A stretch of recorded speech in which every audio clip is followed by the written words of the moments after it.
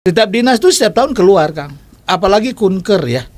Nah, pasti juga mereka ada wisata. Jadi ini sebenarnya mungkin ya saya kira efek domino ya. Dan saya kira bukan hanya terkait studi tour ya. Seperti larangan untuk rapat di hotel di luar kantor gitu ya.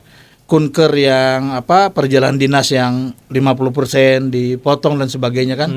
Nah, itu kan semuanya kan segmentasinya sektor pariwisata.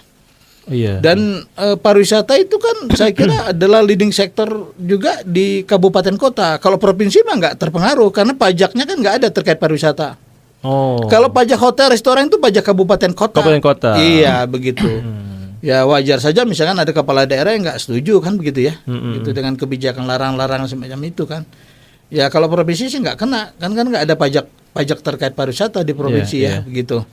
Nah itu yang pertama kan Niko. Jadi kan ada efek ya begitu. Secara psikologi sebenarnya menurut saya pimpinan itu harus hati-hati berbicara ya.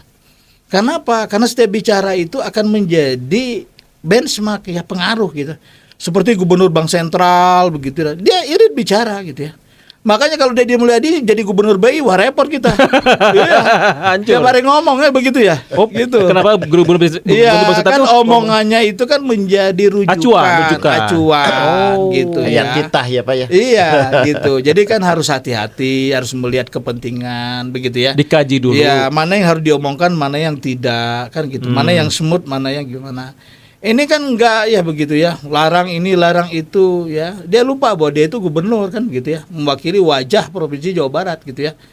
Ya saya kira itu persoalannya Maniko. Jadi otomatis kan ya kunjungan ke luar daerah juga berkurang begitu. Dan orang daerah juga jangan lupa, orang daerah luar juga berkunjung ke kita gitu ya. Bukan hanya kita berkunjung, kan namanya Kota Bandung itu kan dari sektor kepariwisatanya luar biasa ya gitu.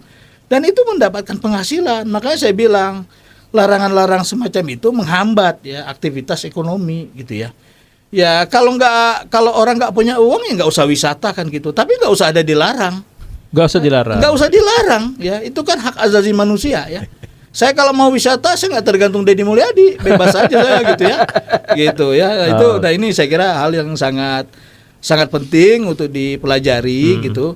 Dan satu hal kebijakan Deddy Mulyadi itu ya, dia berasumsi dia paling tahu gitu ya. Dan dia paling berpengalaman dan nggak mau dengar kata orang gitu. Nah itu menjadi masalahnya gitu ya. Catat ya. Iya, harusnya kan dipelajari dulu, diobrolkan dulu ini benar nggak ya kan. Jangan terlalu pede lah dia mau tahu gitu ya. Iya gitu.